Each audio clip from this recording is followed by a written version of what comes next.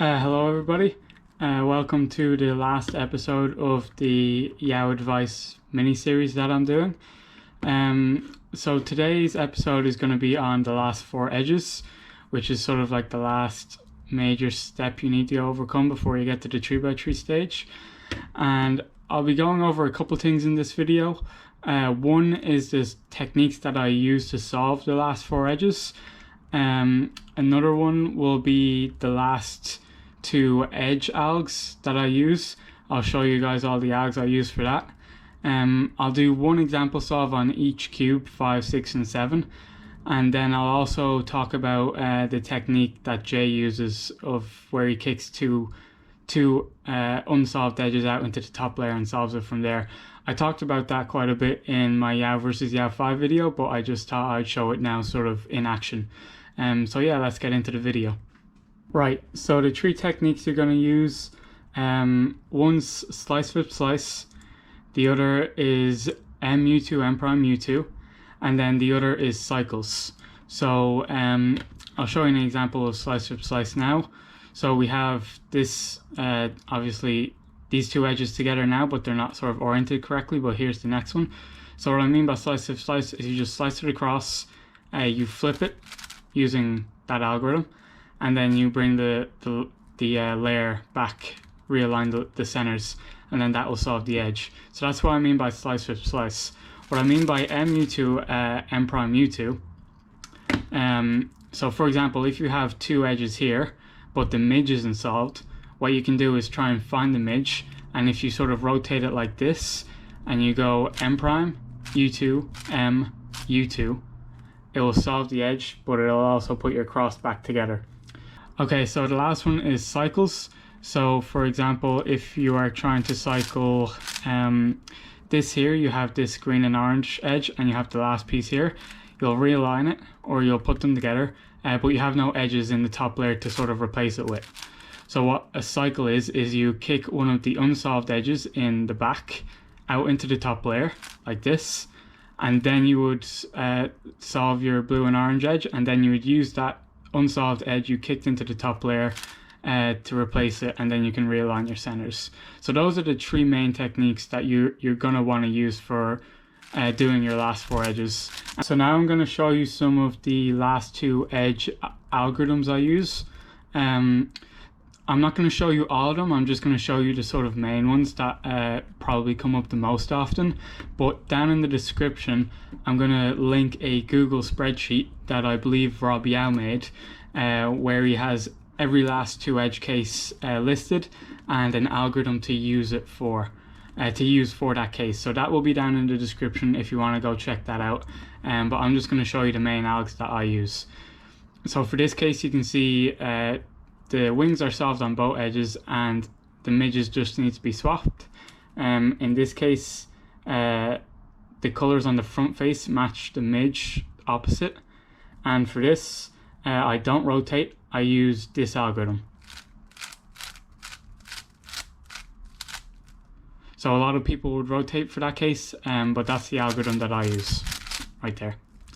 So similar to the last case, this one is quite similar, and it can be tricky to mix up with the other case that I just showed you, but the wings are solved, but the midges do not. Well, one midge matches up with the corresponding wings, but this one doesn't.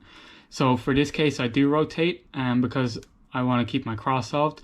What I do is I put my cross in front, I put the midge of the one that is corresponding with the wings in front, and I use this algorithm. And then after I perform that algorithm I just realign my cross.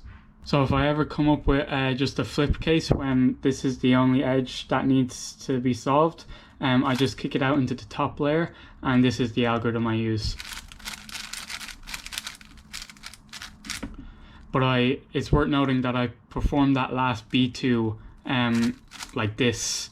I don't rotate to do it, I do my pinky and ring. So I'll show you now. Like that. That's how I think most people should execute it.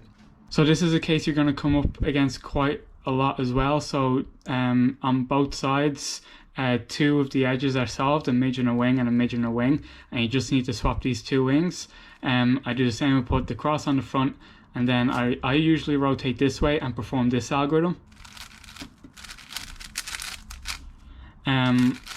But in some cases it might be better to know the opposite way as well, the mirror of the case. So try to learn both cases as well, because they can be very useful. So this is where it becomes a little bit trickier, because no edges are solved on either side, on either of the edges. You can see that these two are put together but they're not oriented correctly, and the same on this side as well. And this is very similar to this case here. You can see two edges, both with a midge and a wing, that aren't oriented correctly, but they are actually different algorithms. So for this one, put the cross in front, do a U, and then if the wing and midge are on the right hand side, then you perform this algorithm, and then you realign your cross after that. For this one, if you put the cross on front, do a U, and the wing and the midge that are misaligned are on the left hand side, then this is the algorithm I perform. And then realign my cross after. Another one that's similar again is where both the misaligned midge and wing are on the same sort of layer. I did know an algorithm for this, but I low-key forgot it. I usually rotate like this and then do one of the algs that I just showed you. But like I said in the description, Rob has put together an algorithm to use for that case, and I'd recommend don't be like me, don't be lazy, just learn the algorithm. I'm just gonna really quickly just go over the technique that Jay uses. Jay McNeil, he popularized this. Basically, I would usually solve edge by edge. So I'd solve one edge in the last four, then go into my next, and then I'd do my last two. And I'll keep it all in the E slice while I do it, for the most part, except if I'm doing a cycle and kicking an edge out. But this technique puts two edges into the top layer, and then it rotates to have the two unsolved edges in the E slice in front, and then you just do cycles basically, and then your last two edge at the end. But the benefit of this is that you're able to sort of manipulate what sort of last two edge algs you get, and make it easier for yourself. And you are able to do that if you keep it on the E slice for the most part. You can just kick an edge out at the last minute. But this is sort of the main benefit of this method. And basically the algorithm that most people use is OR, U prime, OR2, U prime, OR. And then you'd rotate, and then you'd have the two unsolved edges in the front, and then you could do something like cycles or stuff, and then this is where you could start to influence your last two edge algs. There are other algorithms you can use to kick out the last two if you want. You don't have to use that one. Like you could do this, for example, instead. But it's really, that's just your preference. But the most used algorithm would be that OR U prime, OR2 U prime, whatever it is. I've used this a lot, but this is not how I solve last four edges. But I just thought I would let you guys know that this is a technique that can be used. And I've talked about this before in a previous video, but I will again link the video where Jay talks about it quite a bit. And if you want to sort of investigate more to see if that's a technique that you might like, then you can just watch Jay's video and he'll explain everything.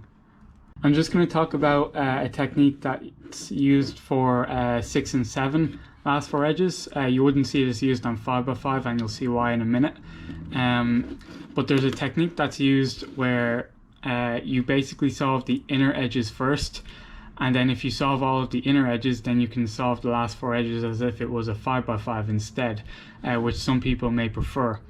And basically, if you're looking at this on 6x6, you basically just solve the inner two slice edges as if they were the last four edges on a 4x4. And so I'll do it here, and what you can see this will do is if I do it now, I have all the inner slices finished, and I can now just solve this as if it's a 5x5 last four edge. And some people like this technique too. I don't personally use it, but this is something that you can use as well, and you can use it on 7x7 as well, where you basically solve the inner three slices as if it's like a mini 5x5, and then you can transition into the outer two wings as if it's a sort of larger 5x5. And I'll just do it now. So for example there, now I have all, god damn it.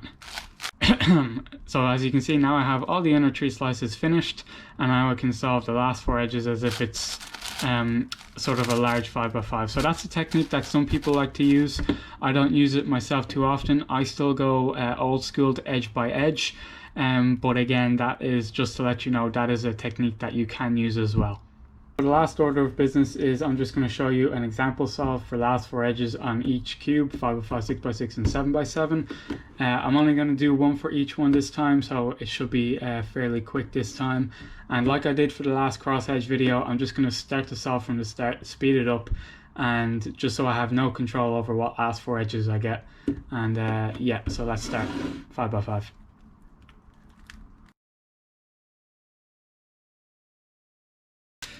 Alright then, first thing I see is there is this blue and orange right here. That's the wing and midge aren't oriented correctly, but the last wing is right here. So I'm going to bring this blue and orange wing over and flip it, so slice, flip, slice.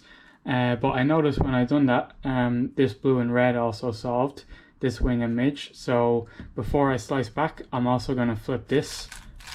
And now I'm going to slice back, and instead what I'm going to do here is I'm actually going to switch. I'm not going to solve this one completely now. I'm going to switch because I noticed that these 2 wings are solved but the midge isn't, and here's the midge here. So to solve this, I'm going to do a cycle. So I'm going to kick this edge out, and I'm going to align these across to solve this. And the way I'm going to solve this is I'll insert in there so that this wing actually solves to this midge, despite the fact that this wing will be taken apart from it. And then all I'm left with for the last 2 edges is flip, slice, flip, slice. Now I'll do 6x6.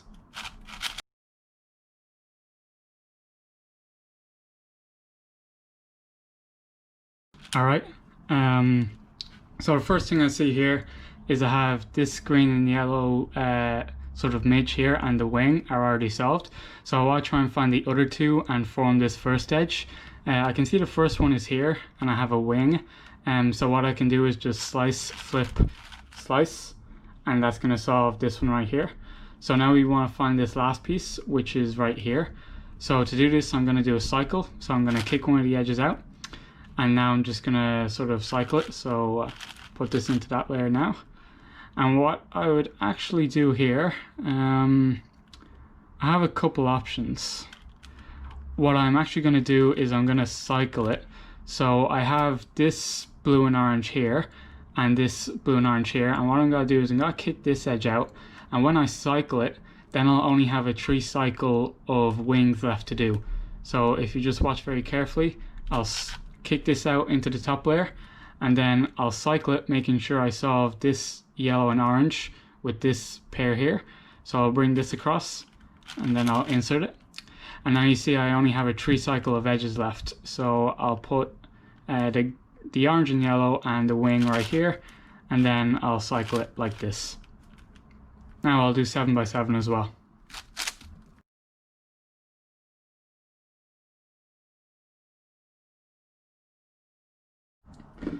So for 7x7, I can see one thing here.